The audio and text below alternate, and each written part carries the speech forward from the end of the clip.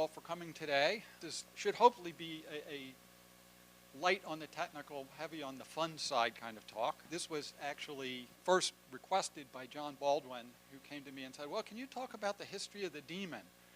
And I said, well, I've never really given a talk like that before, and the problem is that I have lots of stuff I want to show. And so I said, well, it's going to be in San Jose, so you can just drive on down. So I brought a giant suitcase, mostly that's full of things like T-shirts, which I'll go through and talk about as we get to the relevant parts of the talk. Let's start with the name of the daemon. The daemon never had a name. He's just the BSD daemon. But people just couldn't cope with the fact that the daemon didn't have a name, and so they just kept coming up with names. And someone decided the name was Chuck. And I mean, there's a lot of names they could have come up with, but Chuck was the person that drove me crazy in high school. And there was no way the daemon was going to be named Chuck, although you'll see there's one shirt up here that's labeled Chuck the Demon. That design got kiboshed, and I have the only copy of that shirt. Finally, when I just said, all right, we need to have a name, we decided that it would be Beastie. I dug through my notes to try and find or email to see who came up with that name, and I couldn't find it. But the point that I also often like to make is that he's not a demon. People keep referring to him as a demon. A demon is an evil spirit. Rather, he's a daemon, D-A-E-M-O-N, which is defined as a deified being, half man, half God. When you're dealing with software, you need at least half God on your side. So let's start at the very beginning. Where did the first daemon come up? This is the earliest that I know, was a first attempt at doing a drawing. This was actually commissioned by someone named Mike O'Brien. Phil Folio had lived in an apartment that he shared with somebody else. And this particular apartment had a built-in safe in the wall. And they kept their valuables, passports, and other things in there. And then Phil's roommate had left. And Phil's roommate was the only person that knew the combination. And Phil had a bunch of his stuff in the safe and no way of figuring out how to open it. So Mike O'Brien actually had training and a license, actually, to be a locksmith. Now, he admitted to me that he knew nothing about safes, but he had a book that said how to do it. And apparently it was a pretty cheap-based safe, so in about 15 minutes he was able to get the safe open. And so the remuneration that he got from Phil was that Phil would draw this picture. If you look carefully, you'll see that because of the way it got printed, the PDP-11 is backwards from what it ought to be. Other than that minor detail, it has the PDP-11, which of course was what ran UNIX at the time, and we've got dev null over here, and we've got pipes and so on and so forth.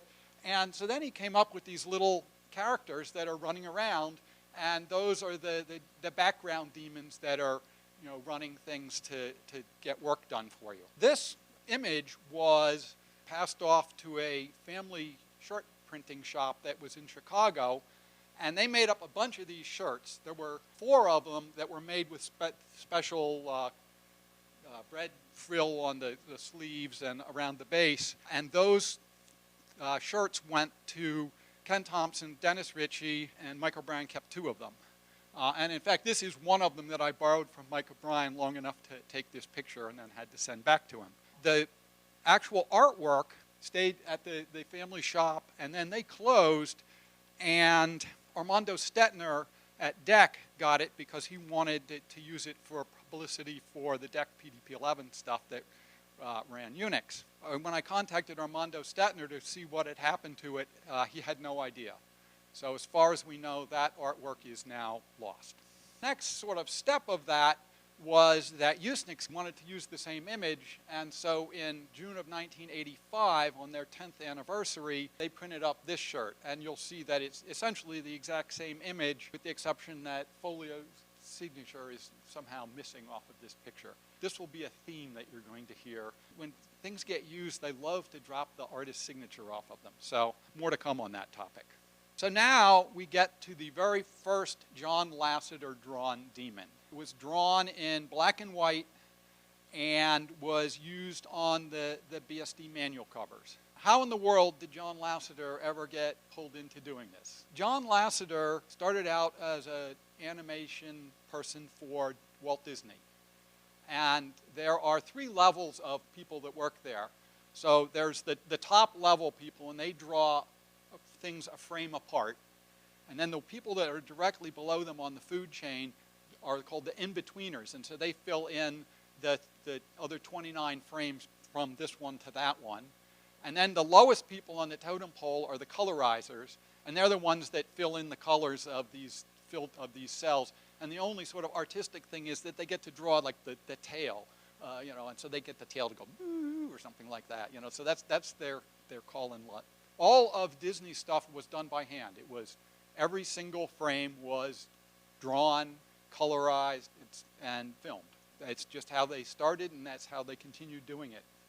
So John Lasseter was one of the top level guys, the one that did a cell apart. Those people were treated kind of like university professors. As a university professor, every 5 or 6 years, you get a sabbatical, and it's where you get 6 months where you're still paid, but you just get to go off and do whatever like suits you. So John Lasseter got a 6-month sabbatical, and he decided that he would go spend it at Lucasfilm. This was right after the very first Star Wars had come out, and that was all done with models and blue screen and so on in the traditional way. But the goal was to try and get more computerization in there.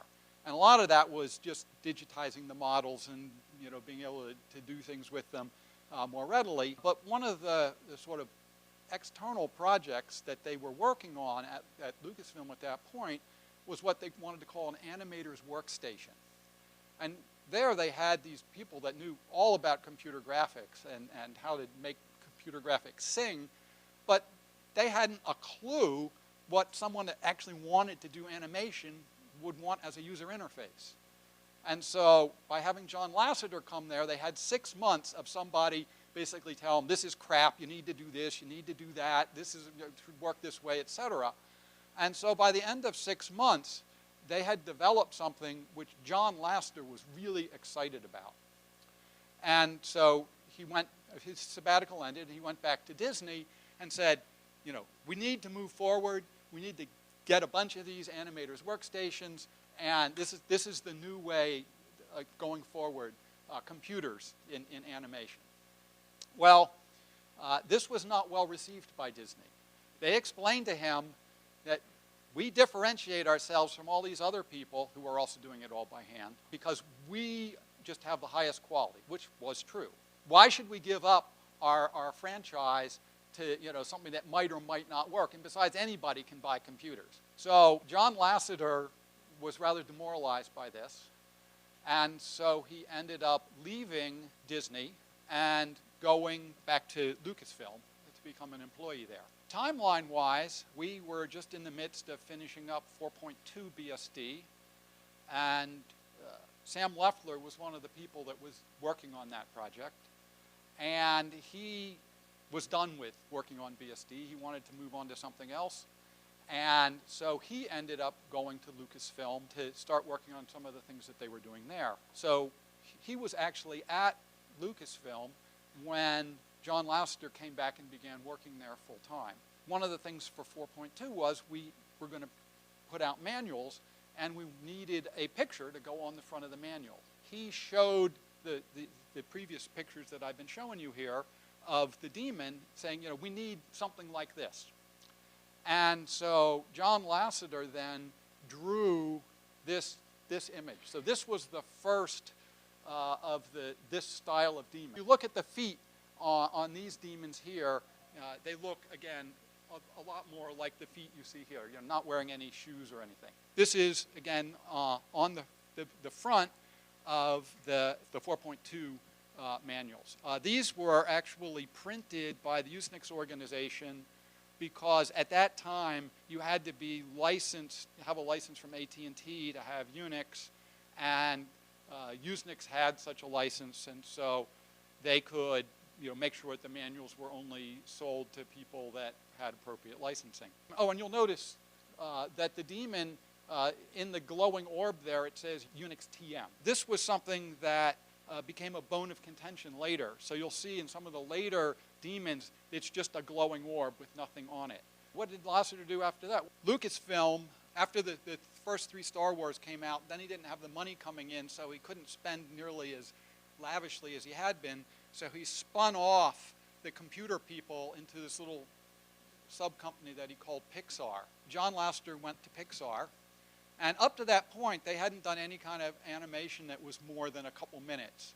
Andrew and Wally B was an example that they would show at conferences and things like that. John had always wanted to do a feature-length film. They just didn't have the resources to do that. Steve Jobs got involved, and Steve Jobs then got a contract with Walt Disney, and Walt Disney controlled everything. So they said, all right, we get your first 5 films, and doing a reprise of one doesn't count as another film. They've got to be 5 distinct films. We're going to completely pay for it, but we get 90% of all the proceeds that come in from the movies. After they'd had the first 2 successful ones, those terms got calmed down a little bit. John Lasseter then was put in charge of the first movie, which you may have heard of. It's called Toy Story. And so he and various and sundry other people did that. He went on and was involved in a lot of the other early Pixar movies and is now retired. There were a number of uses that came out from this original Daemon. This was a colorized version which got done, and this is the first time you start seeing him wearing shoes. I mean, the Daemon, he wasn't really a shoe kind of character, but people are like, oh, well, that's too informal. He doesn't have any clothes on, but he needs to have shoes. So anyway, I have an example of this shirt up here. This shirt comes with a limited warranty on the back of it. And I'm going to read the limited warranty because it's particularly amusing. This shirt is provided as is with no warranty either expressed or implied. Any damages incurred from wearing this shirt are the sole responsibility of the wearer. The wearer should be prepared to briefly explain hundreds of times what BSD and UNIX mean. Remember, that's not well known at that time. The wearer should also note that this shirt is not flame retardant, bulletproof, or associated with any toll-free 800 numbers. Modifications to the shirt are allowed as long as this notice and the UNIX trademarks remain intact. The shirt owner may freely allow others to wear this shirt within the express terms and limitations of this license. It was right around the time of the lawsuit. That's probably what triggered this particular warning, in fact. BSDI, when they first started up, did a few things that were sort of brilliant marketing, but weren't thought through on the legal side. So, for example, they had a phone number, 1-800-ITS-UNIX. And for some reason, AT&T took comeuppance with this. Oh, and then they also promoted the fact that it was UNIX at 99% off what AT&T charges. St. Olaf's College was one of the early organizations that they used FreeBSD in their computer science department, and so they asked if they could put this on their computer science T-shirt, and I did agree to it. And of course, the deal with that is that then the royalties that I would collect when I would agree to let them use it were 2 copies of the shirt, ostensibly one for me and one for my partner Eric. Except that Eric pretty quickly is like, will you just stop giving me all these Daemon shirts? There's nowhere I can wear them. This, again, is still using the early Daemon, and it's the Bay Area Large Installed System Administrators T-shirt. So I got one of these to show you. Bay Lisa on the front, and then on the back is working on Ethernet cable. None of you probably even know what that is, but anyway, that was the way we used to do the internet. The last of the ones in this style was one that was done by the folks that were responsible for RDist, which was an early version of rsync. Trying to promote that letting somebody arbitrarily push software to your system is a perfectly fine and peaceful thing to be doing. You've now seen the first John Lasseter and a whole bunch of stuff about the first John Lasseter.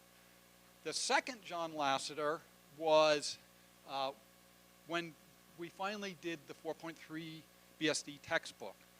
We had been wanting to do a textbook about BSD since about 1983. We went to Addison Wesley, they were all excited about it, and they said, of course, we need to get a release from AT&T to have you talk about it. And so we went to AT&T, and AT&T said, we're not really sure about that. I mean, they just shut down the John Lyons book, which was one that he literally just annotated the source code of an early version of Unix. But that was like handing out the code. And the code, in those days, this was pre-copyright for code. It was trade secret. And if other people can see it, then it's not a trade secret anymore. So, I mean, that was a legitimate thing to shut down. But they said, well, we're not really sure, whether you'd be divulging too many of our trade secrets. So we'll tell you what. Go ahead and write the book, and then we'll read it and let you know if it's okay to publish it. Well, needless to say, nothing happened. So the Bach book came out in 1986. And the Bach book documented, like, literally, this function with these parameters, and you call it, and it does this, and so on and so forth, which was way lower in the system than we were going to talk about. We were going to talk about the high-level structure and algorithms and so on. And so we took this book to Addison Wesley and said, look, they've just allowed one of their people to publish this book. And we're not going to get into anywhere near this level of detail. So, what do you say? Will you publish it? And they said, okay. So it took us 2 years, but in 1988, we were finally ready to publish. And instead of being 4.2, by that time we had 4.3. And so the first book that we did, which George is about to show you, was the 4.3 BSD book. Should you care to, when you're done, come up and look at it, that is a signed first edition. There was also an answer book that we did because it was so popular that they said, well, how about an answer book so it can be used in courses? That was so popular that it even got translated into Japanese, as was the textbook. And in fact, Hiroki, who's in our audience here, was one of the people that helped oversee that translation, and it was one of the best translations that was ever done of any version of our book. So when this book came out, it was available, all over the place. The school board for the state of Nebraska had to approve it for the school library. And they looked at it and they said, oh no, this has got the devil on the front cover. We can't possibly allow this into our school. They didn't look inside the book, mind you. So I get this panicked letter from Addison Wesley saying, oh my God, we've got to write something explaining why it's okay for this book to be in their library. I'm telling George about this, and George I said, no, don't do that. Just put a big thing across the front of the book that says banned in Nebraska. Anyway, they didn't take him up on that idea. They got it into the school board. All probably one copy that got sold there. The story about this actually being done, we're still back at Lucasfilm. Actually, it might have been Pixar by then. John Lasseter is still there, and as is Sam Leffler. So Sam says, well, John, you did that original black and white one, but could you do a color one for our 4.3 textbook? And so when you come up and take a look at this, he literally pulled a piece of blue cardboard out of the trash can, grabbed some chalk off the chalkboard, this is pre-whiteboard days, and drew this whole thing up in the space of, I was told, about 20 minutes. You'll notice, both in the earlier one and this one, that he has a very Disney-like look to him. It looks like the kind of a character that you would see in a Disney movie. And the reason is because he had been a lead animator for Disney for 20 years and just had that in his head. Luckily, Disney has never come after us, so thank goodness for that, because they have a huge checkbook. I mean, they bribed Congress to give them 120 years of copyrights, and I think they may even push that a bit further. Anyway, the upshot was that we then got this, and you can't see it, but when you come up, you'll see right under his tail there, it is signed by John Lasseter, J. Lasseter 88. And you'll see on the textbook that his name is not there because, of course, we'd never put the artist's name because who would know or care?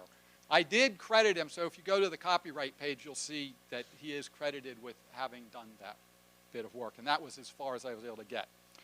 Putting this on the cover of our textbook, by the way, was another amusing story. They went to Addison Wesley and said, oh, we've got the artwork for the front cover of this book.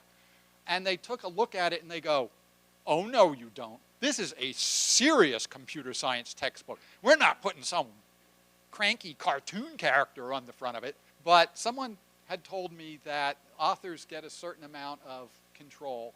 And so I just said, no, there's not a lot I'm asking for, but this is going on the cover. And so they did, in fact, get it. You'll notice that the glowing orb was supposed to say BSD UNIX, but that got kiboshed. So it's just a glowing orb. We got it onto the book, and that book then proceeded to sell 50,000 copies, which was a record. Our contact at Addison Wesley said, yes, I walked in wearing one of the T-shirts at one of the meetings. Normally they're all, in those days, in suits and white shirts and ties and so on. And everyone just smiled at me because he had the best-selling textbook at that point. This is a version, an early version of one of the stitched shirts. So a stitch pattern of the BSD guy. I actually commissioned somebody to do a larger stitching pattern. It turns out that there are 24,999 stitches because that's the limit of what the stitching machines can deal at that time. And so they actually, it was slightly over that, and I sent it to the company, and they said, it crashes our computer. You need to get rid of some stitches. I had a 2-month tour of Australia. In Australia, they had a spring meeting and a fall meeting. And the fall meeting was always a central meeting, so for the whole country in some place. But then the spring meeting, each of the 7 states had their own meeting, and they set them up so they were a week apart. And so I would come in, I'd fly in, and I'd be for a week in that city. I'd usually teach a 1 or 2 day tutorial, and I'd give a talk, and I'd have 2 or 3 days to run around and see things. It was one of those ones where I was going to be traveling for 2 months. The thought of being in a hotel for 2 months was a bit over the top. And so I said, you guys are on a low budget. I hate hotels for that long. So if you can just find somebody that will put me up at their house. Occasionally you end up in the middle of a dysfunctional family, but it's like a week. You can put up with it. And usually it's pretty rare when that happens. But the other thing was, this is before the days where everybody's pictures was all over the internet. And so it was also in the days when you could just come to the gate. So I would land Darwin, Australia, or wherever I was going, and I'd walk off the plane, and now I had no idea, other than the name of the person, who it was that was supposed to pick me up. And I would just scan the set of people that were standing there, and you can pretty quickly say, all right, it's either that guy or that guy, just from the way they're dressed and the way they look. They have that sort of geek look to them. So I would just walk up and say, hi, I'm Kirk McCusick. I'm looking for John Doyle or whoever it was it's supposed to be. And half the time they'd go, oh, that's me. How did you know? And it's like, clairvoyance. The other half of the time they'd go, no. And it's like, well, sorry, sir.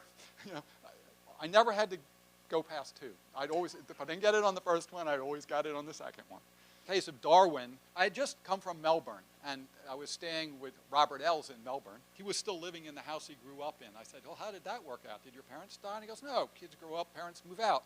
He was totally into cricket, and he was a member of the cricket club, and that's one of these things where there's like a 25-year waiting list to get into it. But his parents had put him on the list when they first got married, which was about 15 years before he was born. And so by a large single-digit age, he was in the club, and of course his parents were in the club, and so he was going. And so if there was a cricket match, he was there. That was, everything else came to a screeching halt. And this is like cricket the way it's supposed to be played. It goes over 7 days. You go in the morning, you have a lunch break, goes through the afternoon. It goes on for 4 to 5 days until it finally happens. They now have speed cricket where they do it in 1 day, if you can believe that. Of course, there was some cricket going on at that point, so he took us to the Cricket Dome, which is this amphitheater that holds 70,000 people. And it was pretty full, except that we were in the group that got to sit in chairs on the field, and little people would run out and give you beverages and food and all the rest of it. And the cricket players would come walking by, and these people all knew them, and they would be high-fiving them and saying, oh, good play, blah, blah, blah. It was pretty weird. Anyway, I fly to Darwin. The entire population of the Northern Territory in which Darwin exists is 140,000 people, of which something like 35,000 live in Darwin. The entire population of the Northern Territory, well, half the Northern Territory population would fit in the place that I had just been full of people in Melbourne. The airport is sort of what you might expect in an outback post like that. There's the landing strip, and then there's just one of those sort of metal half-dome things that looks like it's from a World War II thing, probably was. And it's blazing hot there because you're almost up towards the equator. And so I come walking off this plane, this is in the middle of summer, and it's like I'm walking across the black macadam, and it's so hot that my shoes are going as I sort of pick them up off the. So I like make a beeline to get into the terminal where it presumably will be air conditioned. Air conditioning is 2 overhead fans that are moving at about that rotational speed, and it is beastly hot in there. So I just come in outside the building where everyone else is and stand in the shade while they unload the luggage, which is just taking it off the plane and putting it on a cart, and then they pull the cart over next to the building, and it's up to you to get your bag off the cart. I get my bag, and we go to the parking lot, which is just a grass strip. There's no parking fee. The person's vehicle is, it's a 4x4, and it's got the exhaust pipe comes up and has a little manifold here, and the air intake has things comes up with a thing over here, and it's a diesel engine, so there's no ignition. So I'm thinking, well, yeah, this is kind of nuts, but all right, whatever. And we get in, and we roll down the windows, and all right, so we've aired out the hot air. And I say, oh, well, shouldn't we roll up the windows and turn on the AC? And he goes, I don't think the AC has worked in this in years. In fact, I get to his house, and there's no AC in the house either. He said, oh, but we'd like to take a shower. You look kind of sweaty. I say, yeah. I said, would you like me to turn on the hot water? I'm like, maybe not. And because the cool sounds good. I turn on the cold water, and it's coming out of the ground at 94 degrees. So it's, not cool at all. And I'm trying to shave with my electric shaver, and it's like my face is just sweating. So I wipe it with a towel and go with the razor as fast as I can, but it just clogs because of all the sweat that's coming off. They did have one of the overhead fans in my room, and I just lay on top of the bed. And when I get up in the morning and sit up, there's an outline of me in sweat on the bed. Anyway, he says you get used to it, and it's true, you do get used to it. It was an interesting experience. Anyway, on the off days, I would say, well, could I borrow your car? And, I'll drop you at work, and then I'll go out and tourist around, and then, come back and pick you up at the end of the day. He goes, oh, no, I'll take the day off. Oh, no, you don't need to do that. No, I'd like to. It's like, well, yeah, offered twice, so you're stuck. It turns out it was a good thing he did this, because he took me out into the outback, and you go through these gullies, and the gullies have these little posts with measurements of depth. And I'm like, what's that for? And he goes, oh, well, if there's a flash flood, you need to know how deep it is. And, your vehicle can't go through more than a certain depth of water because it'll float, and then you won't be able to control where you're going. So it's like, okay, fine. Anyway, so we get way out there. And then I hadn't quite realized, because it was my first day there, that they have downpours every afternoon at this time of year. And so, of course, we get this just, torrential downpour. So now we're starting to head back, and suddenly those things that had been dry are full of water. And we get to the first one, and it's like 2 feet. He's like, oh, yeah, that's fine, And we go in, and you hear the engine sort of burble, burble, burble, burble, and coming up, and he's like, I understand why he's got those things now. And then finally we get to one, it's just borderline. So he actually gets out, and he walks across to see, to see how high it goes on him. And okay, that's going to be okay, and so we go through that. And we get to the next one, and it's not even that deep. And I say, he says, well, I'm not sure about this one. I said, does this mean you have to walk across it? He goes, no, we're going to wait till it gets down to an acceptable level. I say, what's the difference? A higher current or something? He goes, no, this one has crocodiles in it. And like I said, I was glad he was in charge of driving. Well, enough of this story. Commentary about the Daemon. This was FreeBSD, sticking it to DOS. I normally don't let the Daemon be involved in anything that would be deemed to be violent, but I figured he's just popping a balloon, and he's popping a really useful balloon, so let's go for it. This was done by some folks that were fans of the Atlanta Braves baseball team, which had an Indian theme back in those days that they no longer have, for good reason.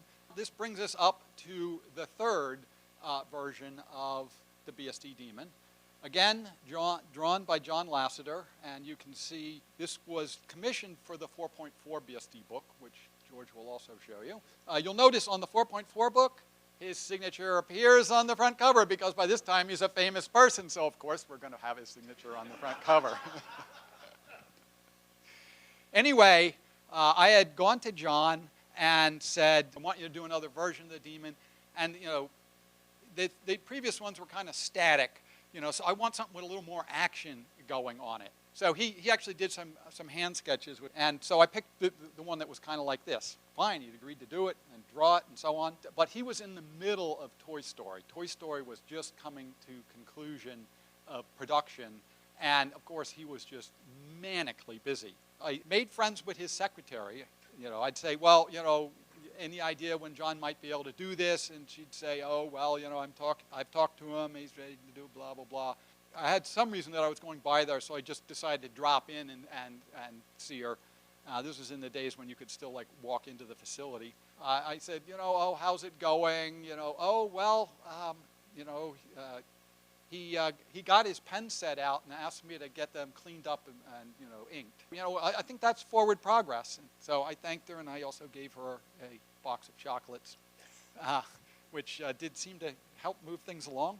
I then, got a call from her. She said, okay, it's done. It's ready to pick up. So I went in and I saw the picture, and she said, yeah, I put the paper down and the pens and the inks all down, and he just sort of sat there and froze and said, it's been 5 years since I've drawn a cell. I don't even know if I still have that skill set. And then dipped the black pen in and went, this was done in under 10 minutes. Colorizing everything. She got a whole bunch of flowers for that one.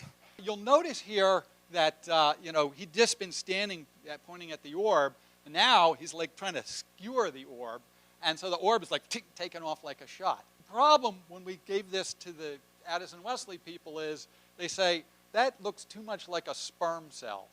So when you look at the front of the book, you'll notice that the glowing orb is missing.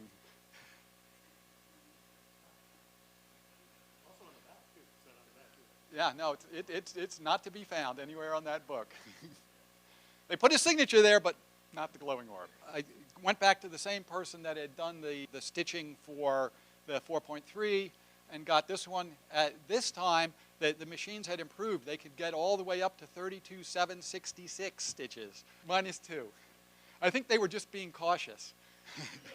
There's two different versions of this that got made. There was this one, which was the standard one that anybody could get, and then there was one that had no text on it. And the only way that you could get one of those was if you had commit privileges to the machines at Berkeley. Or actually, if you'd contributed and had some of your code committed. That was another reason you could get it.